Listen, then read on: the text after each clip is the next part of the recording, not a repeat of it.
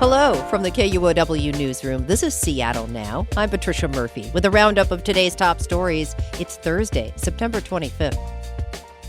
Let's get started with today's big tech news. Seattle-based tech giant Amazon has agreed to pay $2.5 billion to settle a lawsuit filed by the Federal Trade Commission. The federal government had alleged that Amazon tricked customers into signing up for its Prime service. Monica Nicholsberg has been covering the federal trial this week. The FTC highlighted this page that would pop up on Amazon when a customer was trying to buy something. It had this big yellow button that said something like, "Get fast free shipping," next to a tiny little link that said, "No thanks, I don't want fast free shipping." The FTC claimed that customers didn't realize that by clicking that yellow button, they were signing up for Prime. Some Prime customers will be eligible for automatic refunds of $51. Others will be able to apply for refunds through a claims process. Amazon says it was confident that it could have won the case, but agreed to settle so the issue could be resolved quickly. The company admits no wrongdoing. In other major news today, Chelan County authorities have confirmed Travis Decker is dead. Remains presumed to be his were found last week. Authorities have been searching for Decker since late May after the bodies of his 3 children were found, presumably killed by Decker. Authorities say they're not yet ready to close the case. The controversy over KUOW TV and some other ABC affiliates refusing to air Jimmy Kimmel's late-night show has spilled over into the Seattle mayoral race. KUOW is one of nearly 70 ABC affiliates owned by either Sinclair or Nexstar that continue to block Kimmel's show from being broadcast locally. Now, candidate Katie Wilson says she'll boycott a planned debate against Mayor Bruce Harrell that was set to air on KUOW next month. Wilson says she'd reconsider if KUOW puts Kimmel back on.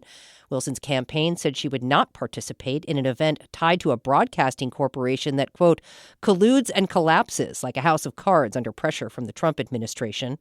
Her opponent, Mayor Bruce Harrell, is accusing Wilson of hypocrisy. A statement from Harrell's campaign notes that Wilson gave an interview to KUOW earlier this week and says the mayor has called on Sinclair to allow for Jimmy Kimmel to return. And it says the mayor has called on Sinclair to allow for Jimmy Kimmel to return to the local airwaves. The statement didn't say whether Mayor Harrell would participate in the upcoming mayoral debate on KUOW. It's scheduled for October 8th.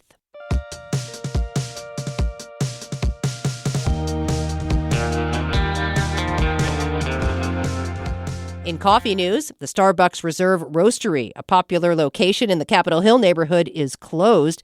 The Seattle-based coffee giant is planning to cut 900 jobs and close more stores as part of a major turnaround plan. The billion-dollar restructuring effort will eliminate about 1% of Starbucks locations this fiscal year.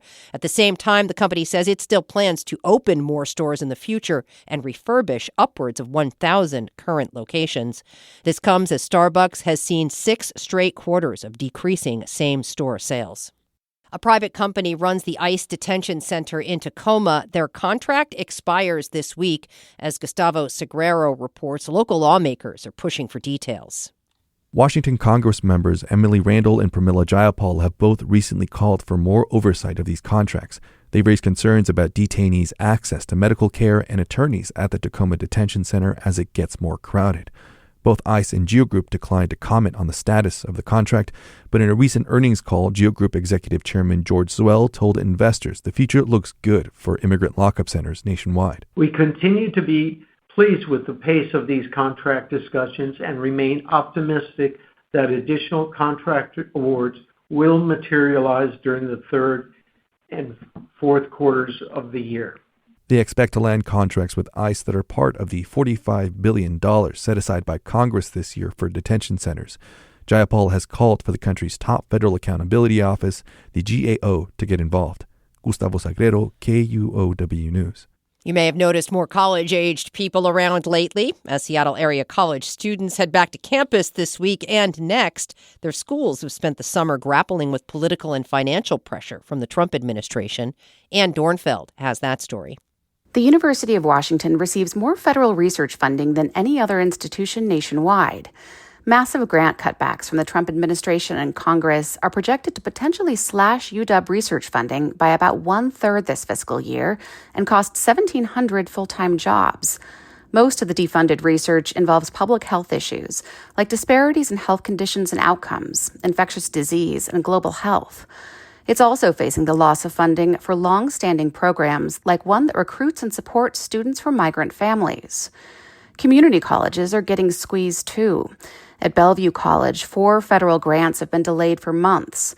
Those go to programs including career and technical education. Bellevue has had to delay some fall classes until later in the school year. Green River College lost 2 grants worth $3 million, including one for first-generation and low-income students that it's received for 30 years. Ann Dornfeld, KUOW News. King County is joining the city of Seattle in banning corporate landlords from using rent-setting software. The county council voted unanimously this week to prohibit the practice in unincorporated areas. Companies like Texas-based RealPage collect information from multiple landlords, including rental prices, price changes, occupancy rates, and lease renewal dates. Property owners can use that data to set rent and lease rates. County officials say the practice reduces competition. The ordinance allows renters to sue landlords who violate it for up to $7,500. It exempts small landlords.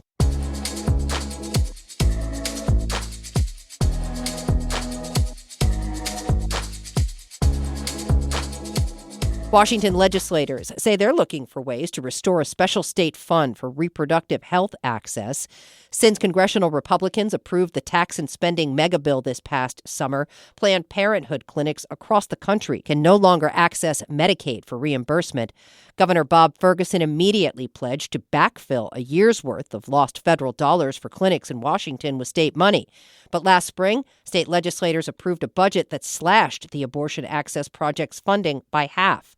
Still, Spokane Democrat State Senator Marcus Riccelli says he and others in the legislature agree they need to restore the millions of dollars that were cut.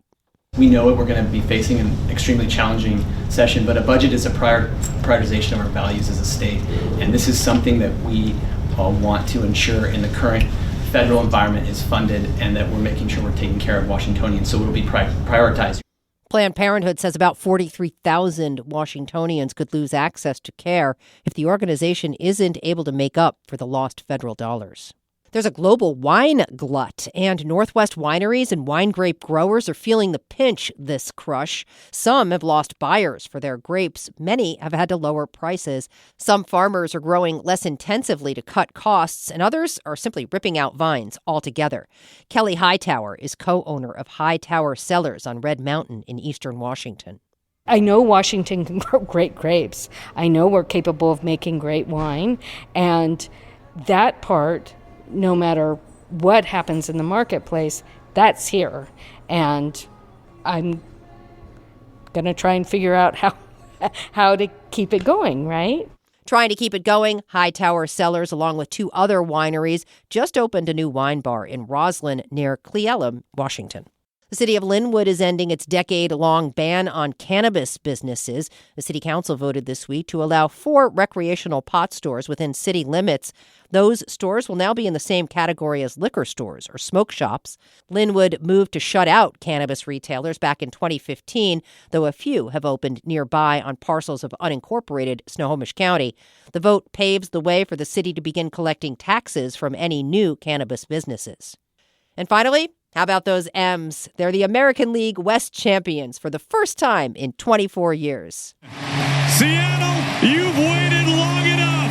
It's time to party like it's 2001. The Mariners. Fans went wild after the M's beat the Colorado Rockies last night 9-2. They watched Cal Raleigh hit 2 homers and become only the 7th player in league history to hit 60 home runs in a single season. I love this team. I love the city. I love my parents. Thank you for being here. And I'm so happy for our guys. We're going to celebrate tonight. And they did amid a champagne shower in the team's locker room. The Mariners play the Rockies again at 6:40 tonight. Postseason tickets went on sale today. Next time on Seattle Now, it's Casual Friday. Our panel discusses new placards from King County Health that will alert patrons to potential labor and wage violations and allow the county to do more health inspections.